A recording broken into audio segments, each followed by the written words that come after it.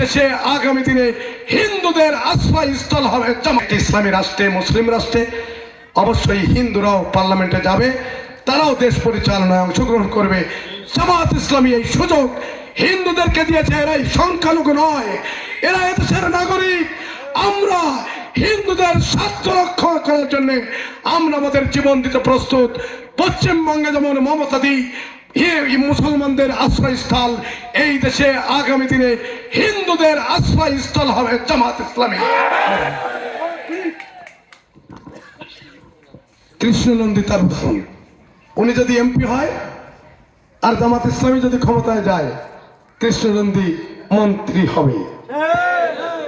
কি কথা বুঝতে পেরেছেন?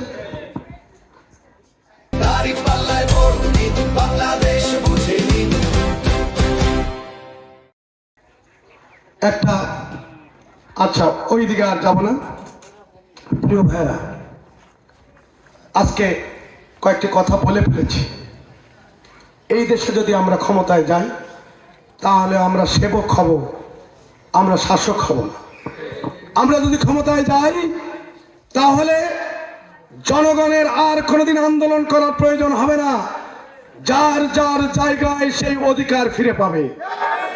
কারণ বিডিএফ কার্ড, বয়স্ক ভাতা যখন তালিকা করা হবে, গ্রামবাসীকে নিয়ে তালিকা করা হবে, যিনি পেলে আল্লাহ খুশি হয় 1 নম্বরে তার নাম রাখা হবে। চামচাগুলোর নাম লেখা হবে না, কর্মীদের নাম লেখা হবে না। এই জন্য আন্দোলন করার প্রয়োজন হবে না। আমরা যদি ক্ষমতায় যাই, ওই ভোগাস বিডিএফ ওই যে কার্ড, ফ্যামিলি কার্ড, ওই কার্ড সরকার দিয়ে কোথার থেকে টাকা, ফ্যামিলি কার্ড বাপের টাকা এনে দেবে নাকি? এগুলো হচ্ছে ভোগাস। আমরা যদি ক্ষমতায় যাই, বেকারত্ব দূর করব। এই মোংলায় ক্রমবর্ধমান শিল্পাঞ্চল গড়ে উঠবে, যেখানে চাঁদাবাজি হবে না, সেখানে শিল্পাঞ্চল গড়ে উঠলে হাজার হাজার বেকারদের যুবকদের বেকারত্ব দূর হবে। 5 বছরের শিশুদের কি ফ্রি চিকিৎসা দেওয়া হবে, 60 বছরের উপরে শিশুদের ফ্রি চিকিৎসার ব্যবস্থা করা হবে। প্রিয় বন্ধুরা, মহিলাদেরকে জোর করে ঘরে ঢোকানো হবে না, হিন্দু মহিলাদেরকে কি করা হবে না, বোরকা পরানো হবে না। আমরা আরেকটি জিনিস চাই, একটি দল ক্ষমতায় গেলে আরেকটি দলের কর্মীরা বাড়ি ছাড়তে হয়, থাকতে পারে না, সব দখল হয়ে যায়। জামাত ইসলামী ক্ষমতায় গেলে কারোর বাড়ি ছাড়ার প্রয়োজন হবে না ইনশাআল্লাহ।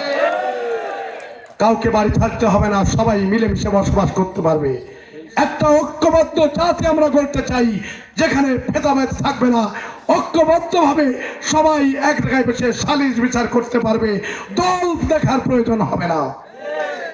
সম্মানিত ভাইরা, আজকে আপনারা বলবেন কিভাবে ক্ষমতায় যাবেন, ঢাকা বিশ্ববিদ্যালয়ে কিভাবে ক্ষমতায় গেলাম। শোনেন, আমেরিকা এখন কূটনৈতিক সম্পর্ক করছে, চীন এখন কূটনৈতিক সম্পর্ক করছে, ভারত এখন কূটনৈতিক সম্পর্ক করছে, আন্তর্জাতিক মিডিয়া আজকে তাকিয়ে আছে, জামাত ক্ষমতায় চলে যাচ্ছে। 91 সালে কেউ জানতো না আওয়ামী লীগ ক্ষমতায় চলে যাচ্ছে, এটা ভাবতো, কিন্তু ফাঁকে বিএনপি বেশি সিট পেয়ে গেল 91 সালে। কারণ আন্দোলন সংগ্রামে আওয়ামী লীগ, বিএনপি, জামাত সবাই আলাদা আলাদা নির্বাচন করেছিল, বিএনপি ক্ষমতায় চলে গেল। এবারও একটা শুভঙ্করের ফাঁকি হয়ে যাবে, ভিতরে একটা বিপ্লব হবে। সেই বিপ্লবে অবশ্যই ভূমিদাস বিজয়ের মধ্য দিয়ে জামাত ক্ষমতায় চলে যাবে। ভয়ে ভীত হয়ে দেশকে মানুষের কাছে গোলামীর চিঞ্জির আবদ্ধ করতে দিতে চায় না। তাই তো উসমান হাদি, আবু সাইদ মুক্তরা যে পথে হেঁটেছেন, বাংলাদেশের মানুষ সেই পথে হেঁটে এদেরকে বিদায় করে দেবে। যে অভ্যুত্থানটি হলো, এই অভ্যুত্থান ছিল বৈষম্য। আমরা হা বলছি, কারা হা বলছে? হিন্দুরা তো ভোট দেবে না, হিন্দুরা কি জামাত ইসলামীর ভোট দেয় না? নয়, জামাত ইসলামী কোনোদিন ধর্ম অন্ধ নয়।